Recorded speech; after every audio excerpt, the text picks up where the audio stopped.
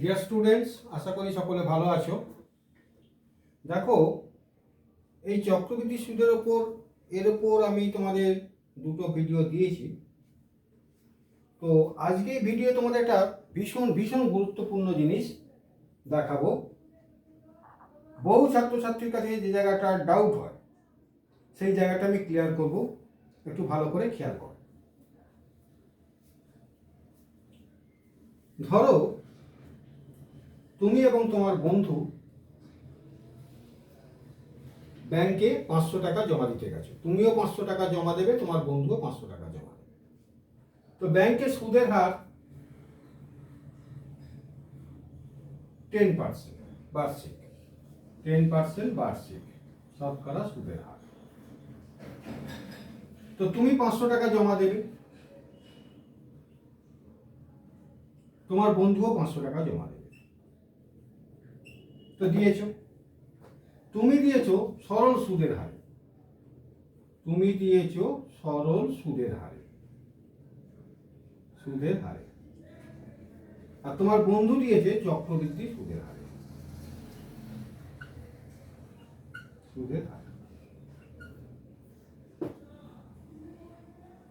এবার কি মজাটা হয় দেখো, 1 বছর পরে, আফটার 1 ইয়ার, তুমি এবং তোমার বন্ধু দুজনেই ব্যাংকে গেলে, গিয়ে জিজ্ঞেস করলে, স্যার আমার ইন্টারেস্টটা কত হয়েছে? ব্যাংক বললো তোমার ইন্টারেস্ট হয়েছে 50 টাকা। তোমাকে বললো তোমার ইন্টারেস্ট হয়েছে 50 টাকা।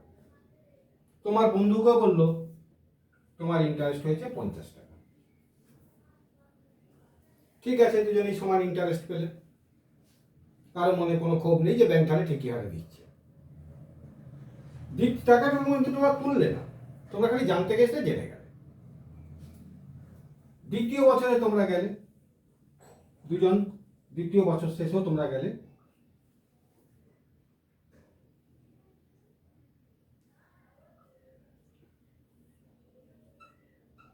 আফটার সেকেন্ড ইয়ার তোমরা গেলে, গিয়ে তুমি জানতে পারলে তোমার ইন্টারেস্ট হয়েছে কত না, তোমার সরল সুদ তাহলে 50 × 2, অর্থাৎ তোমার ইন্টারেস্ট হয়েছে 100 টাকা।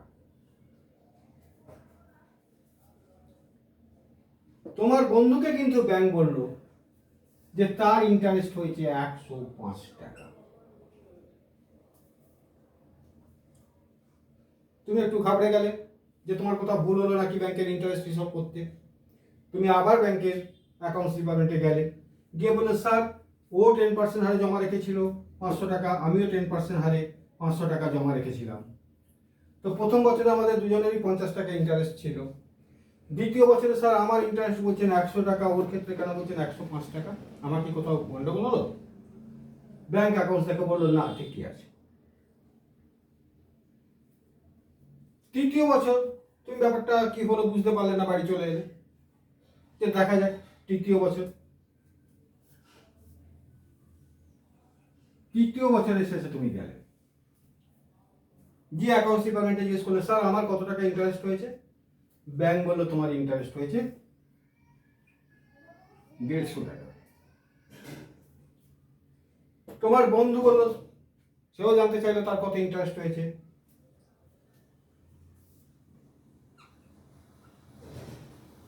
তাকে ব্যাংক বললো তোমার ইন্টারেস্ট হয়েছে 165 টাকা 50 পয়সা। এবার তুমি ব্যাপারটা নিয়ে জানার ইচ্ছা তোমার প্রচন্ড বেড়ে গেল, যে কেসটা কি হলো। আমাকে ব্যাংক বললো আমার ইন্টারেস্ট 150 টাকা, আমার বন্ধুকে বললো 165 টাকা 50 পয়সা, আগের বারেও বলেছিল 5 টাকা বেশি, আমাকে বলেছিল 105 টাকা। তখন ব্যাংক বললো যে তুমি দিয়েছিলে সরল সুদের হারে, তোমার বন্ধু দিয়েছিল চক্রবৃদ্ধি সুদের হারে। তখন তুমি জানতে চাইলে, স্যার চক্রবৃদ্ধি হারের সঙ্গে এই সুদের হারের কি পার্থক্য? তো ব্যাংক তো তোমাকে সেখানে গিয়ে অঙ্ক কষে বোঝাবে না কি পার্থক্য। তখন তোমরা আমার মতো স্যারেদের কাছে এলে, যে স্যার ব্যাপারটা কি হলো আমাকে একটু বুঝিয়ে দিন তো। আমি সেই বোঝানটা আজকে বুঝিয়ে দিচ্ছি। কেমন? দেখো, চক্রবৃদ্ধি সুদের হারের মানে হচ্ছে তুমি তো সরল সুদের হারে টাকাটা পাবে, এটা সরল সুদের হার। সরল সুদের হারে কিভাবে টাকাটা পাবে না, যদি বার্ষিক হয় তাহলে যত বছর হবে ইন্টু এক বছরের সুদ হচ্ছে 10% হারে 500 টাকা, 5 ইন্টু 10 50 টাকা। 2 বছরের সুদ 50 ইন্টু 2 100 টাকা। 3 বছরের সুদ 50 ইন্টু 3 150 টাকা। এটা তুমি সরল সুদে পেয়ে যাবে। চক্রবৃদ্ধি সুদে কি হলো না, প্রথম বছরে 50 টাকা সে পাবে সরল সুদে, দ্বিতীয় বছরে সে 105 টাকা পেল। তার মানে দ্বিতীয় বছরে সে সরল সুদ হিসাবে পেল 100 টাকা, তুমি যেমন পেয়েছিলে 100 টাকা, এও পেল 50 ইন্টু 2 100 টাকা। এই টাকাটা সে সিম্পল ইন্টারেস্ট হিসাবে পেয়েছে, সরল সুদ। প্লাস সে একটা এক্সট্রা সুদ পেয়েছে 5 টাকা, এটা হচ্ছে এক্সট্রা ইন্টারেস্ট। আমি এখন আপাতত এক্সট্রা ইন্টারেস্ট বলে লিখে রাখছি। তাহলে এক্সট্রা ইন্টারেস্ট সে পেল 5 টাকা। আর প্রশ্ন হচ্ছে এই 5 টাকাটা তুমি পাও, কিন্তু সে পেয়েছে। এই 5 টাকাটা সে কেন পেল না, সে পেল এই চক্রবৃদ্ধি সুদের হারের জন্য। আমি তোমাদের আগের ভিডিও বলেছি যে চক্রবৃদ্ধি সুদটা হচ্ছে সুদের সুদ, অর্থাৎ ইন্টারেস্ট অফ ইন্টারেস্ট। অর্থাৎ এখানে যে 50 টাকা সে পেয়েছিল, তুমি কিন্তু এই 50 টাকার জন্য কোনো বাড়তি সুদ পাওনি।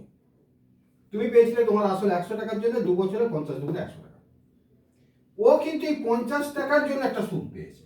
এই 50 টাকার জন্য সে 10% হারে সরল সুদ পেয়েছে 5 টাকা, অর্থাৎ সেই জন্য সে পেয়েছে 105 টাকা। তার মানে এই উদ্বৃত্ত সুদটা হচ্ছে তার আগের বছরে যে সুদটা সে পেয়েছিল তার সুদ, যেটা তুমি পাওনি। পরিষ্কার? তাহলে চক্রবৃদ্ধি সুদের অঙ্কে প্রথম বছরটা বাদ দিলে, প্রথম বছরে কেন এটা সুদের সুদ হয়নি, কেন দুজনের সমান ছিল না, যেহেতু চক্রবৃদ্ধি সুদটা সুদের সুদ, তো প্রথম বছরে কেউ তো সুদ পাওনি, শেষে দুজনে প্রথম পাচ্ছ, তাহলে এর সুদের সুদ হিসাব করার কোনো দায় হবে না, কারণ এর প্রথমেই সুদটা পাচ্ছে। নেক্সট ইয়ার থেকে এই সুদটার উপর ইন্টারেস্ট হিসাব হবে। ক্লিয়ার? তাহলে দেখো 185 টাকা 50 পয়সা সেই সুদটা পেল, এটা তার চক্রবৃদ্ধি সুদ। এগুলো সব সরল সুদ। এই চক্রবৃদ্ধি সুদের মধ্যে তাহলে দুটো সুদ ঢোকানো আছে, একটা হচ্ছে তার সরল সুদ প্লাস একটা তার এক্সট্রা সুদ। এক্সট্রা সুদটা হচ্ছে তার আগের বছরের সুদগুলোর সুদ। এইখানে একটা জিনিস তোমাদের আমি ক্লিয়ার করে নিই। এইখানে দেখো, এখানে সে এক্সট্রা সুদটা কত পেয়েছে না, 3 বছরে তার সরল সুদ 100 প্লাস এক্সট্রা সে পেয়েছে 15 টাকা 50 পয়সা। এই সুদটা সে এক্সট্রা ইন্টারেস্ট পেয়েছে, এটা সিম্পল ইন্টারেস্ট। তাহলে প্রত্যেক চক্রবৃদ্ধি সুদের সঙ্গে দুটো সুদ থাকে, একটা হচ্ছে তার সরল সুদ, একটা হচ্ছে তার সুদের সুদ। তোমাদের সাধারণত 2 বছরের একটা হিসাব করতে দেয়। 2 বছরে বললো চক্রবৃদ্ধি সুদ এবং সরল সুদের পার্থক্য বলে দেবে, দিয়ে তোমাদের মূলধন জানতে চাইবে আর সুদের হার জানতে চাইবে। সাধারণত 2 বছরের বলে কেন না, 2 বছরের বলে দিলে তোমরা আগের যে সুদটা ছিল, অর্থাৎ সরল সুদ যেটা পেয়েছিল, তার 1 বছরের সরল সুদ হিসাবে এটা দেখাবে এই পার্থক্যটা। 5 টাকা হচ্ছে তার চক্রবৃদ্ধি সুদ আর সরল সুদের পার্থক্য। চক্রবৃদ্ধি সুদ 105, তার সরল সুদ ছিল 100 টাকা, 5 টাকা পার্থক্য। তাহলে আগের সুদ মানে 50 টাকার 1 বছরের সুদ 5 টাকা, এরকম করে তুমি সুদের হার বা ক্যাপিটাল বার করে ফেলতে পারবে। এটা সাধারণত 2 বছরের দেয়। তাহলে তোমাদের একটা আইডিয়া হয়ে গেল যে সেকেন্ড ইয়ারে যে অতিরিক্ত সুদটা থাকবে সরল সুদ বাদ দিলে, চক্রবৃদ্ধি সুদটা আমি বারবার বলছি সরল সুদ এবং একটা অতিরিক্ত সুদের যোগফল। অতিরিক্ত সুদটা আগের বছরগুলো সুদের সুদ, ইন্টারেস্ট অফ ইন্টারেস্ট। তাহলে এখানে আগের বছর একটাই আছে 50, তার সুদের সুদ। এখন তাহলে তুমি যখন এইখানে করবে, এখানেও তোমার হিসাব মতো একই, যে এখানে সুদের সুদ পেয়েছে 15 টাকা 50 পয়সা, এটা এক্সট্রা। এটা তাহলে আগের বছরের যে সুদ 105 টাকা, তার সরল সুদ না, এইখানে 50 টাকা সরল সুদ হয়েছিল, এইটা এখানে 105 টাকা সরল সুদ, এটা হবে না। এইখানেই তোমরা গন্ডগোল করো, এইখানেই তোমাদের আইডিয়াটা পরিষ্কার করে নাও। এই আইডিয়াটার জন্য আমি এই অঙ্কটা আজকে দেখাচ্ছি। কেমন? তোমরা একটা কাজ করবে, যখন সেকেন্ড ইয়ার বলবে, অর্থাৎ এইখানে যখন চক্রবৃদ্ধি সুদ যোগ হয়নি, তাহলে এই সুদটার 1 বছরের সুদ এটা ঠিক আছে। কিন্তু যখন থার্ড ইয়ারে চলে যাবে, সাধারণত তোমাদের থার্ড ইয়ার দেয়নি, যদি দেয় থার্ড ইয়ারের অঙ্ক, তাহলে থার্ড ইয়ারে যে এক্সট্রা সুদটা, অর্থাৎ থার্ড ইয়ারে যে চক্রবৃদ্ধি সুদ হবে, থার্ড ইয়ারের সরল সুদটা বাদ দিয়ে দেবে। এখানে 10% সরল সুদ 500 টাকা, প্রথম বছরে 50 টাকা, তাহলে 3 বছরে 150 টাকা, সরি এটা 150 টাকা। 150 টাকা। তাহলে এটা 3 বছরে 150 টাকা, এটা বাদ দিলে 15 টাকা 50 পয়সা ছিল তার অতিরিক্ত সুদ। এই অতিরিক্ত সুদটা হচ্ছে আমি বলেছি আগের বছরের সুদ, তোমরা সরল চট করে লিখে ফেলবে 105 টাকা সরল সুদ, যেটা এখানে হয়েছিল 50 টাকা সরল সুদ 1 বছরে 5 টাকা। না, এটা করতে হবে কি, যত বছরের জায়গায় গিয়ে তুমি এক্সট্রা সুদটা পাবে, ধরো 3 বছরে পেয়েছো, তাহলে তার আগের বছরের সমস্ত সুদগুলোকে যোগ করতে হবে। অর্থাৎ এখানে 105 টাকা চক্রবৃদ্ধি সুদ, এখানে সরল সুদ 50। তার মানে এই 15 টাকা 50 পয়সাটা 105 প্লাস 50 মানে 155 টাকার 1 বছরের সরল সুদ, এই 15 টাকা 50 পয়সা।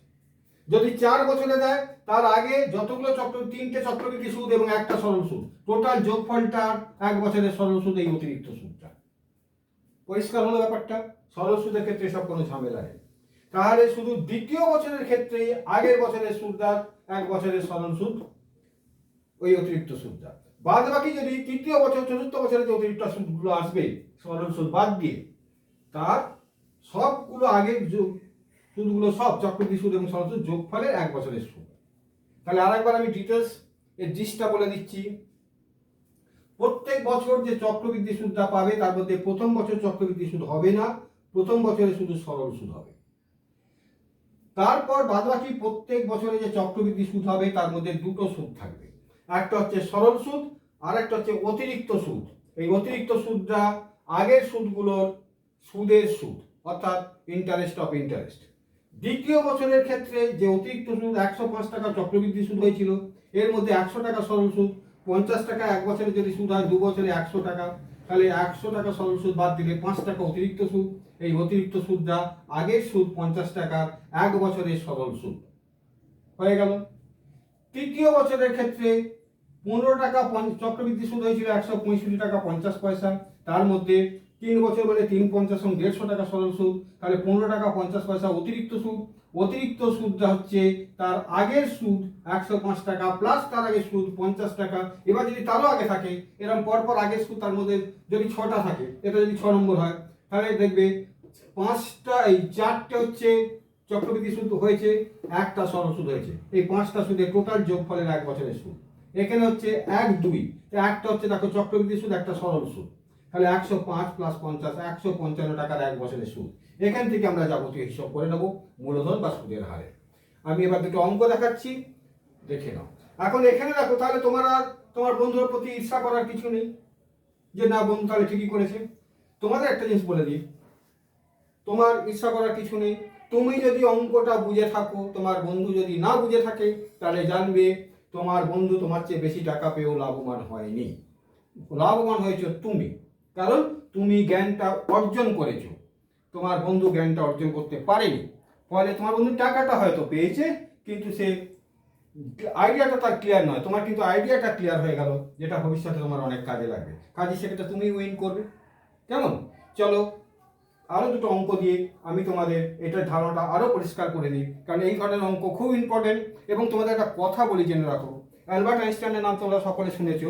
তিনি ছিলেন পৃথিবী বিখ্যাত পদার্থবিদ এবং গণিতবিদ। তো তাকে একবার সাংবাদিকরা প্রশ্ন করেছিল যে মিস্টার আইনস্টাইন, আপনি কোন ধরনের ম্যাথামেটিক্সকে সবচেয়ে ভয় পান?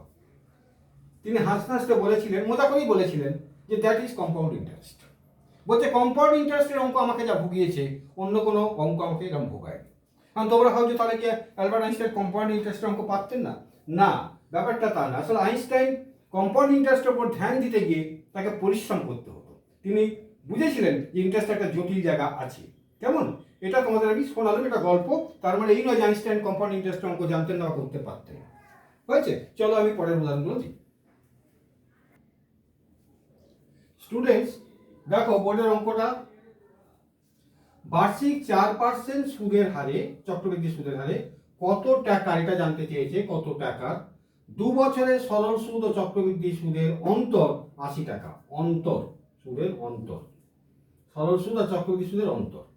তাহলে দেখো কোনো একটা টাকা এখানে আছে, সেই টাকাটা খেটেছে, এখানে একটা সরল সুদ হয়েছে, এখানে একটা সরল সুদ হয়েছে, 2 বছর পরে আর একটা 1 বছর পরে একটা সরল সুদ হয়েছে, 2 বছর পরে চক্রবৃদ্ধি সুদটা বলে দিয়েছে, এদের অন্তর বলে দিয়েছে 80 টাকা। তাহলে এই তোমাদের যেটা আমি শেখালাম, এই সুদের হারও এখানে যে চক্রবৃদ্ধি সুদটা আছে এখানেও সরল সুদটা ঢোকানো আছে, প্লাস একটা এক্সট্রা সুদ ঢোকানো আছে। সেই এক্সট্রা সুদটার পরিমাণ বলে দিয়েছে 80 টাকা, কারণ সরল সুদ এবং চক্রবৃদ্ধি সুদের অন্তর বলেছে 80 টাকা। তাহলে এই এক্সট্রাটা 80 টাকা। এবার দেখো আমি অঙ্কটা কিভাবে করি। এটা কিন্তু সরল সুদ, এখানে কোনো এক্সট্রা সুদ নেই। তাহলে আমার এই যে 1 বছরের সুদটা হয়েছিল সরল সুদ, এরই 1 বছরের সুদ হচ্ছে 80 টাকা, কেমন, যেটা আমি আগে দেখালাম। এবার এই অঙ্কটা শেখার এই আইডিয়াটা থাকার ফলে সুবিধাটা তোমার কি হলো, এই আইডিয়াটা পরিষ্কার হওয়ার ফলে সুবিধাটা তোমার কি হলো। সাধারণত তুমি এই অঙ্কটা পরীক্ষা হলে যদি পড়ে, বেশিরভাগ ছেলে যেভাবে করবে দেখবে যে 2 বছরের চক্রবৃদ্ধি সুদ অর্থাৎ P into 1 plus R by 100 তার পাওয়ার n মাইনাস 1, এইখানে মাইনাস পিটিআর বাই 100, এই দুটো ফর্মুলা ইউজ করবে সমান 80। অর্থাৎ আসল পি কত টাকা জানতে চাইছে, এটা পি, আর এখানে মান বসাবে সে কত না 4%, এন হচ্ছে 2 বছর, এখানে হচ্ছে টি টাইমটা হচ্ছে কত 2 বছর, আর হচ্ছে 4%, এরকম বসাবে। বসিয়ে এটা কষে হিসাব কষে কষে কষে কষে সে পি এর মানটা বার করবে, অর্থাৎ অঙ্কটা অত্যাধিক বড় হবে। কিন্তু আমি যে আইডিয়াটা তোমাদের শিখিয়ে দিয়েছি তাতে অঙ্কটা কি হবে দেখো, এই অঙ্কটা কিন্তু প্রচন্ড বড় হবে। মানে এখানে লসাগু করতে হবে, কাটাকুটি করতে হবে, তারপর তার পাওয়ার করতে হবে।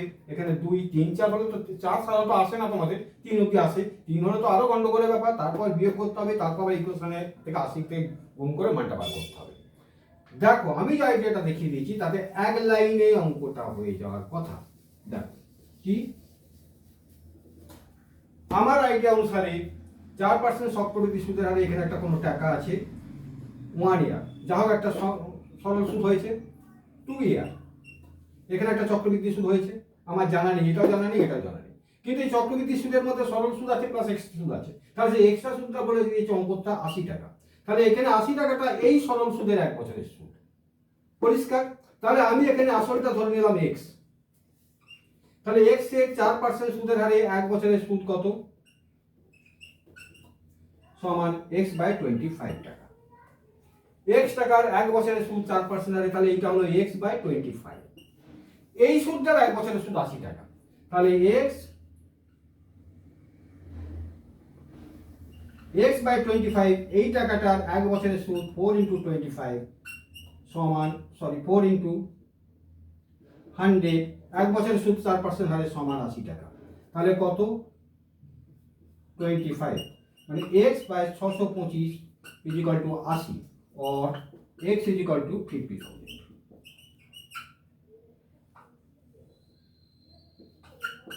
That is answer. দেখো অঙ্কটা হয়ে গেছে। আমার আইডিয়া অনুসারে এখানে আমি সরল সুদটা বার করে ফেলেছি, সেই সরল সুদের 1 বছরের সুদ এই উদ্বৃত্ত সুদটা x বাই 25, x টাকা ধরেছি, x টাকার 1 বছরের সুদ কত 4% হারে x ইনটু 4 বাই 100 মানে x বাই 25, x বাই 25 এর 1 বছরের সুদ কত 80 টাকা, তাহলে x বাই 25 ইনটু 4 বাই 100, 4% সুদের হার 80 টাকা, তাহলে x বাই 625 সমান 80 by x is equal to 50,000। That is answer. তাহলে আইডিয়াটা বুঝতে পারছো কতখানি গুরুত্বপূর্ণ। চলো আরেকটা অঙ্ক ক্লিয়ার করি।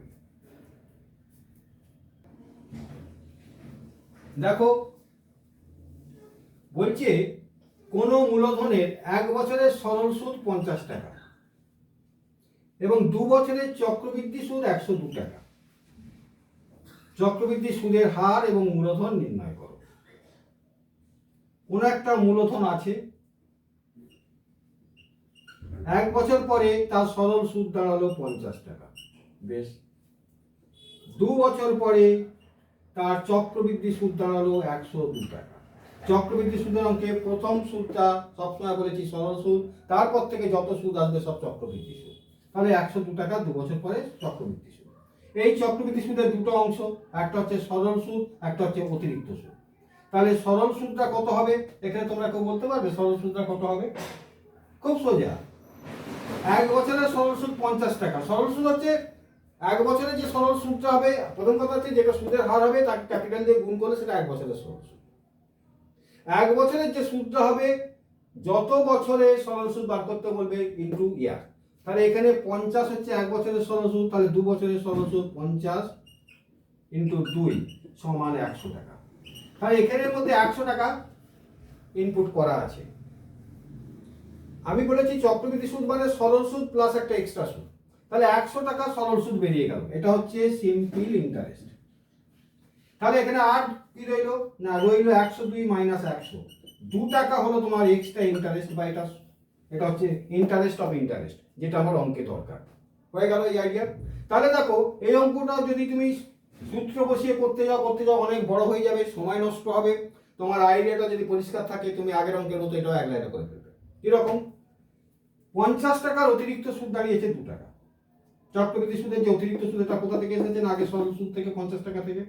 তাহলে 50 টাকার 1 বছরের সুদ 2 টাকা, তাহলে 50 ইন্টু 1 ইন্টু আর বাই 100 সমান 2। তার মানে আর ইজ ইকুয়াল টু 200/50 মানে 4%। একটা অ্যান্সার বেরিয়ে গেল। 4% হচ্ছে সুদের হার। এক লাইন লাগলো, 4% মানে সুদের হার বেরিয়ে গেল। এবার দেখো তাহলে 4% সুদের হারে তুমি জেনে গেছো সুদের হারটা 4%।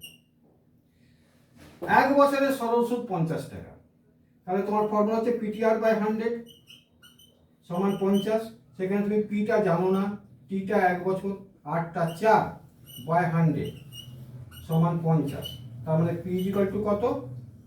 4, 1250 টাকা। তাহলে মূলধন হলো 1250 টাকা, এই একটা অ্যান্সার, এবং সুদের হার 4% এই একটা অ্যান্সার। দেখলে তো কত সহজে অঙ্কগুলো হয়ে গেল। পরীক্ষা হলে কত কম সময়ের মধ্যে তুমি অঙ্কগুলো করে ফেলতে পারবে। সবচেয়ে মজার কথা, তোমার আইডিয়াটা পরিষ্কার রইল। ভবিষ্যতে তুমি যখন কোনো কর্পোরেট সংস্থায় চাকরি করবে, দেখবে অফিসাররা কম্পাউন্ড ইন্টারেস্ট হিসাব করতে গিয়ে ক্যালকুলেটর কম্পিউটার একবারে গুলে খেয়ে ফেলছে, অনেকক্ষণ পরে বার করছে। তুমি যদি তার অপোনেন্ট চেয়ারে বসে থাকো, তুমি চট করে মুখে মুখে হিসাবটা বলে দিতে পারবে।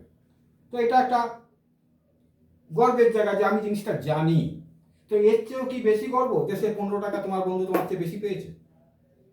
একটু মজা করলাম। যাই হোক, শোনো, তোমরা এর পরের যে চ্যাপ্টারটা আছে সমহার বৃদ্ধি, এটা চক্রবৃদ্ধি সুদেরই মতো। সেখানে খালি জনসংখ্যা হ্রাস জনসংখ্যা বৃদ্ধি, যেমন চক্রবৃদ্ধি সুদের হার 5%, 10%, সেখানে একটা পার্সেন্টেজ বলে দেওয়া থাকবে। বৃদ্ধি হলে প্লাস হয়ে যাবে সম চক্রবৃদ্ধির ফর্মুলা, আর যদি হ্রাস হয় মাইনাস হয়ে যাবে। এটা আমি যখন তোমাদের সাজেশনে পরপর অঙ্কগুলো করাবো তখন এরকম দু একটা অঙ্ক দেখিয়ে দেবো, ওটা নিয়ে অত মাথা ঘামাবার দরকার নেই। চলে যাও তাহলে চক্রবৃদ্ধি সুদের চ্যাপ্টারটা আমি এখানেই শেষ করছি। পরের চ্যাপ্টার চলে যাব, তোমরা পরের ভিডিওটা ফলো করো। আর একটা কথা, তোমরা চ্যানেলটা সাবস্ক্রাইব করে রাখো। অনেক ছাত্র ফোন করেছে, সে তার বন্ধু বান্ধবকে জানিয়েছে, কিন্তু চ্যানেলটা তার কাছে হওয়ার মতো যাচ্ছে না, তারা 2-3 দিন পরে সেটা আবার পাঠাচ্ছে। কেমন? সাবস্ক্রাইব করে রাখো। সমস্ত অঙ্কের টাইপগুলো জেনে যাবে এবং খুব কম সময়ের মধ্যে অনেক কিছু শিখে যাবে এবং পরীক্ষা হলে সফলতা অর্জন করবে। চলি আজকে, সব ভালো থেকো। কেমন?